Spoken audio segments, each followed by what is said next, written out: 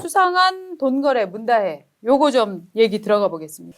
문다혜 씨가 참 정말로 얼마나 아끼는 딸인지는 저희가 알고 있죠. 그 청와대에서 직접 데리고 살았을 정도의 딸인데. 이 집 돈 얘기만 쫙 한번 얘기해 주시죠. 그렇죠. 뭐 돈 얘기 어제 계속 나왔었습니다. 세 번째 돈 거래까지 나왔었죠. 첫 번째 나왔던 게 이제 그 양혜일 씨 딸. 양혜일 씨 딸로부터 뭐 금전 거래가 있었던 것으로 검찰 조사에서 나왔고, 그리고 이제 유송아 씨, 청와대 그 춘추관장했던 유송아 씨 청와대 직원하고, 그러니까 부적절한 이유가 뭐냐면은 전부 다 청와대 직원들하고 맞습니다. 돈 거래를 한 것 때문에, 뭐 문다혜 씨도 뭐 경제적 자유가 있죠. 누구랑 성인이 돈 거래하면 안 됩니까? 근데 첫 번째, 두 번째 다 양의 엄마가 아꼈던 디자이너, 그리고 청와대 제2부속실에 있었던 총무처 직원 유송아 씨하고 했는데, 이번에는 태국에 나가 있을 때 자신의 경호를 나와 있었던 직원, 경호를 위해서 직원한테 뭐 한국 돈, 그다음에 바트화 이런 걸로 한 수천만 원대를 여러 차례에 걸쳐서 입금한 정황이 나오는데, 그 돈을 입금한 것들이 어디에 쓰였는지가 이번에 나왔습니다. 그 돈이 이제 한 수천만 원 정도 되는데, 그 돈을 한국에서 뺍니다. 그러니까 태국에서 바트화로 넣어주고 한국에서 하나로 빼서 그 돈으로 문다혜 씨 명의의 영등포 다가구 주택을 샀다는 게 나왔습니다. 그렇습니다. 이게 문다혜 재산 관계를 보면은 원래 이 문다혜하고 그 남편하고 2018년 4월쯤엔 저 집을 하나 받게 됩니다. 이게 원래 문재인 대통령 전 대통령 부부가 살고 있던 소유했던 집입니다. 구기동 빌라. 그거를 빌라를 좋은 빌라는 아닙니다. 그 빌라를 문다혜한테 증여를 합니다. 그러고 나서 증여를 받은 다음에 문다혜는 3개월 뒤에 이 빌라를 5억 1천만 원을 주고 이제 팝니다. 팔았죠. 팔고 나서 두 사람이 태국으로 떠납니다. 제가 들은 두 사람이 태국으로 떠난 이유는 결혼 생활에서 하도 불화가 많아서 한국을 떠나면 환경을 바꾸면 둘이 사이가 좀 좋아질 것이다 라는 주위의 조언이 있어서 그렇게 태국으로 떠나게 됐다 하는 얘기를 제가 들었는데요. 그리고 나서 2018년 10월에 구기동 빌라의 등기가 다른 사람으로 넘어갑니다. 이때 완전히 팔린 거죠. 잔금이 완전히 치러졌다는 얘기죠. 그 다음에 계속 문다혜는 태국에 머물고 있는데 이 집을 팔고 7개월 후인 2019년 5월에 태국에 머물고 있는 문다혜가 자기가 그 집 한 돈 5억 1천만 원 여기다가 플러스 2억 5천만 원을 보태서 7억 6천만 원의 다가구 주택 하나를 삽니다. 대출이 없었다고 합니다. 딱 현금 7억 6천만 원으로 요 주택을 삽니다. 그러니까 당시에 얘기가 나왔던 게 문다혜는 어디서 돈이 났지? 라는 이제 얘기가, 문다혜가 그때 아주 뚜렷한 무슨 수익은 없었던 것으로 알고 있는데 돈이 어디서 나왔나? 그리고 문다혜 부부가 태국에서 살았던 정황을 보면은 아이들 국제학교 보내고 해서 돈을 굉장히 많이 쓰는 구조였는데 그럼 이 돈이 갑자기 2억 5천만 원이 어디서 나왔나? 이런 얘기를 했는데 그 2억 5천만 원 전에 현금의 일부가 소위 말해 청와대 경호처 직원한테 태국에서 뭐 어떻게 마련했는지 모르겠으나 한화나 바트화로 받은 거 그 사람 통장에 넣어주고, 그다음 이거 자기 통장으로 통해서 해도 되는데 그걸 그 사람 통장에 넣고 그 경호처 직원 통장에서 빼가지고 집을 샀던 거잖아요. 그런 게 아닌가라고 지금 검찰에 의심을 하고 있는 의심을 사고 있는 거죠. 그러니까 그 돈이 출처가 정말로 다시 궁금해지는 거죠. 왜냐하면 돈의 흐름을 숨기려고 이거는 일단 채권 채무 관계가 아니라 전형적인 이제 돈 세탁이다. 돈이 흘러가는 걸 보이지 않게 하기 위해서 이렇게 한 거 아니냐라고 묻고 있는 거죠, 검찰이. 검찰이 여기까지 파악을 해가지고요. 거기까지가 지금 나왔는데 어쨌든 근데 이거는 이제 문다혜는 이 집을 7억 6천만 원에 사지 않습니까? 그 다음에 이 집을 팝니다. 언제 파느냐? 문다혜가 2020년 말에 귀국을 합니다. 코로나 때네요. 바로 청와대에 들어가서 삽니다. 문다혜가 청와대에 1년째 살고 있다는 건 2021년 말에 알게 됐죠. 기사로 나옵니다. 그 중간에 2021년 2월 달에 문다혜는 이 다가구 주택을 9억 원에 매도를 합니다. 그러니까 성인이 된 자녀가 청와대에 살면서 세금으로 먹고 자고 살고 하면서 본인의 집을 매각을 해서 9억 원을 손에 들어옵니다. 그러면 우리는 또 의문을 갖게 되죠. 왜 성인이 된 자녀가 9억 원의 현금이 있는데 부모와 함께 청와대에 살고 있었을 것인가?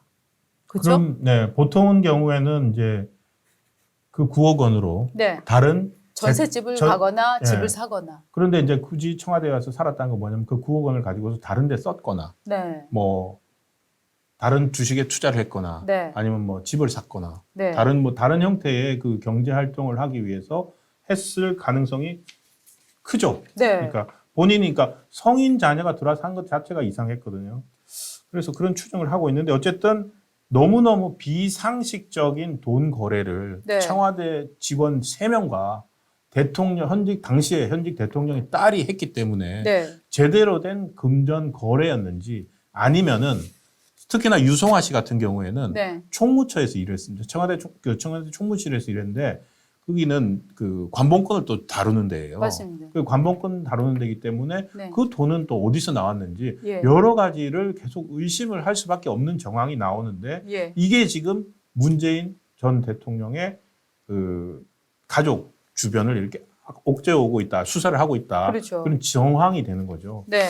자, 그래서 이제 뭐 타지마할 갔던 인도 그 방문하고 합쳐서 다시 문재인 전 대통령이 2년 만에 이래서 아마 잊히고 싶다고 했을 것 같아요. 저는. 맞아요. 그러니까 왜냐하면 퇴임하면서 저 좀 잊어주세요. 저 이제 더 이상 문제 삼지 말아주세요. 했는데 그 잊혀지고 싶었던 게 바로 이것들 때문에 아니었을까라고 했는데 본인이 자서전내 그리고 또 이 이상직 같은 경우에는 수사를 안 할 수가 없지 않습니까? 그렇죠. 전주지검에서 안 할 수가 없는데도 검찰들이 계속 뭉개고 있었거든요. 네. 그 뭉개고 있던 게 지금 서울지검장으로 온 이창수 지검장 덕분에 시작이 됐습니다. 제가 들은 바로는 전주지검에서는 이게 그 이미 문재인 정부 말에 이상직과 그 서창호 그 대가성을 하는 수사가 시작이 됐어요. 네네. 근데 지검장을 4번이나 바꿨대요. 4번의 지검장을 거치는 동안에도 수사에 진전이 없었어요. 예, 예. 없었는데 그 4번째 지검장이 바로 지금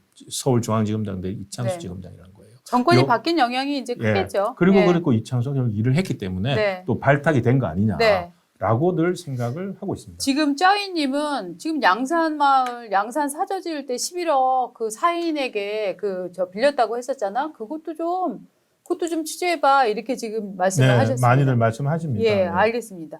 근데 정말로 사법이라는 게 힘든 것 같습니다. 힘 있는 사람들은 네, 사법 리스크를 너무너무 잘 피해 나가고요. 이 케이스가 예.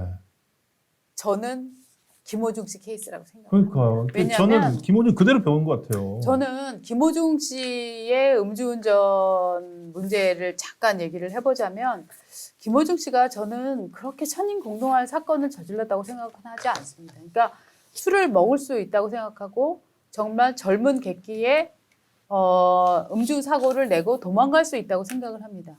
저는 그런데도 불구하고 국민들이 네. 많이 화를 내시고 또 언론이 과도할 만큼 사실 지금 상황은 좀 과도한 편이에요. 너무 뉴스를 많이 다루고 있기 때문에 과도한 편인데 본인이 알고 있죠. 네. 예. 과도할 만큼 이 뉴스가 많이 쏟아지는 이유는 저는 김호중 씨는 그 잘못 때문이 아니라 잘못을 수습하는 과정에 거의 공권력을 희롱을 하고 농락을 했기 때문에 저는 이렇게 국민적 분노가 커지는 거 아닌가 이런 생각을 합니다. 맞습니다. 지금 예. 검찰 전체가 너무 열받아가지고요. 네, 아마도 그 법은 김호중 법이라고 이름까지 붙을 겁니다. 네, 그 상상도 못했던 방법들을 네. 드러내고 있는데 지금 벌써 조난관 변호사도 붙었지 않습니까? 최고의 전관이 붙었지 않습니까? 맞습니다.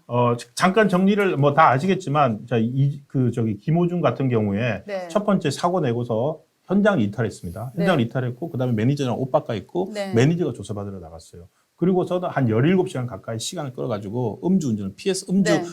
측정을 피했습니다. 네. 그렇게 해서 나중에 이제 법원에서 쓸 증거를 없애는 거죠. 자기 주거지에 있지 않고 다른 호텔로 도망을 호텔 갔죠. 넘어갔죠. 예, 그리고 그다음에 나온 그러니까 증거 그다음에 메모리 카드. 네. 메모리 카드 같은 경우에도 없어진 게 확인이 됐고 그걸 또 보면은 그 회사 그 본인 이광득 씨인가요? 하는 회사 그 회사의 본부장이라는 사람이 삼켜버렸다. 네. 먹었다. 그러니까 대놓고 증거 인멸했다라고 얘기를 한 거예요. 네, 네. 그러니까 이분들 다 지금 구속영장 신청할 수밖에 없는 네네. 상황이죠. 도주 및 증거 인멸의 우려가 예. 있고요.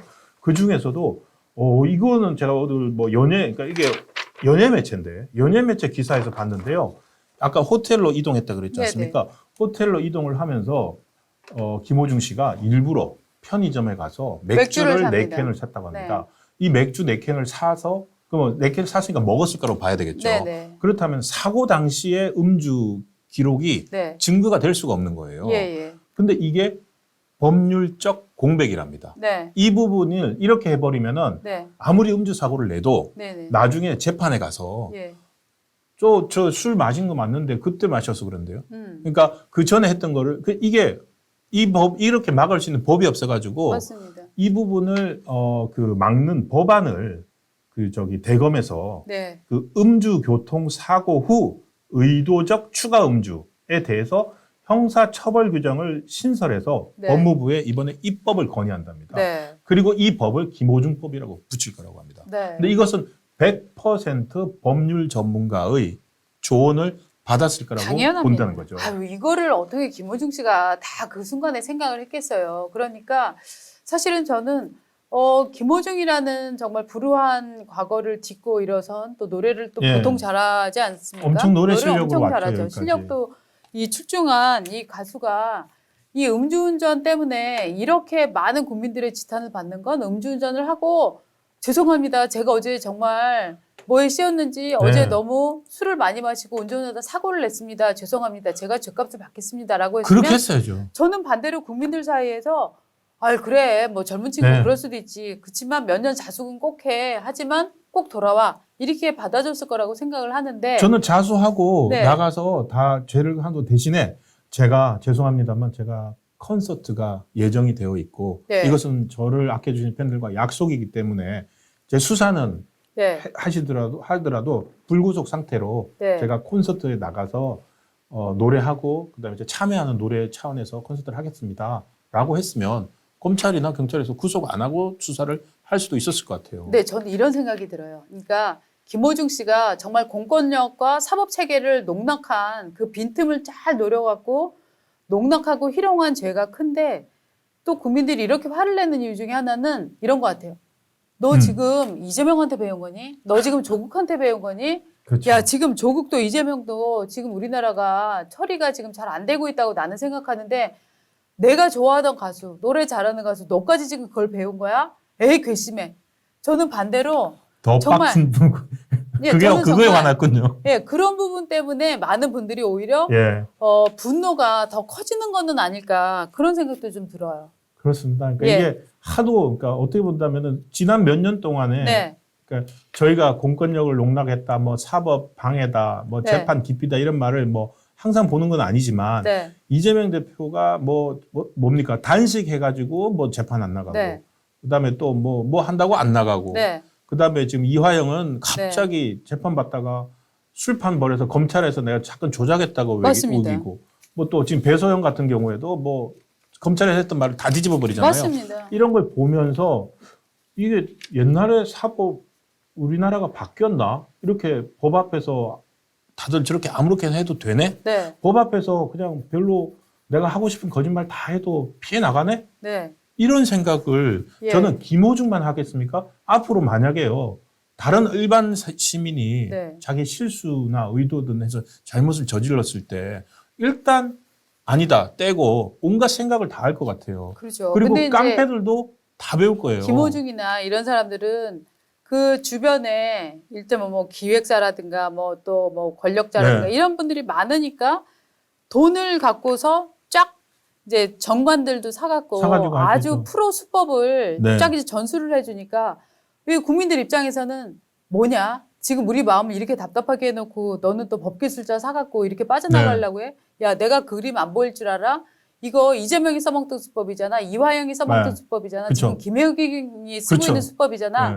그 수법을 지금 네가 써? 야, 내가 정말 속이 뒤집어진다. 저는 정말 이 마음이라고 생각을 해요. 맞습니다. 그래서 김호중 씨에 대해서는 정말 저는 뉴스의 양으로 보면은 네. 마녀 사냥급이 맞다고 생각을 합니다. 네. 예. 그쵸. 근데 그 저변에는 예. 이런 마음이 있다라는 이제 생각도 좀 해봅니다. 저는 앞으로 이런 보도할 때요. 제 네. 감독 청소년 유해물에 보면은 네. 그 뭐 따라하지 마세요 이런 거 붙잖아요. 그런 것처럼 네. 이재명 그 대표 재판 관련이나 네. 뭐 재판 사법 방해 기사나 네. 이 김호중 씨 네. 이런 거는 밑에다가 그 안내 고시지를 넣어야 될 것 같아요. 절대 따라하지 마세요. 왜냐하면은 범죄 피해 지금 생각을 해보면은요. 아. 지난 과정에서 저희가 보도하고 이렇게 얘기했던 것들이 범죄자들한테는 피해 나가는 방법을 하나하나 알려줬어요. 지금 방금 제가 말씀드렸던 네. 그 음주 사고 후 네. 추가 음주 이것도 새로 노하우를 알려준 셈이 된 거잖아요. 많이 알고 계셨대요. 네. 우리 김황진 님이 빵빵 터진다 이거. 호중이도 음주권 보장 위한 단식 투쟁하는 건 어떨까? 꼬마님은 야 범죄자가 정치하는 판에 가수는 하면 안 되냐? 라고 지금 얘기까지 해주셨습니다. 아. 감사합니다. 저희가 시간이 많이 없어서 김호중이 뭐 잘못했냐? 문다혜 예. 문다혜 얘기를 조금 해보겠습니다. 네. 네. 지금 이현호 님이 딱 정리 잘 해주신 거, 보랏빛 향기 님이 잘 정리해 주신 것 같아요. 잘못을 한 것보다 거짓으로 잘못을 덮으려는 게 문제다. 네. 저희의 정리입니다.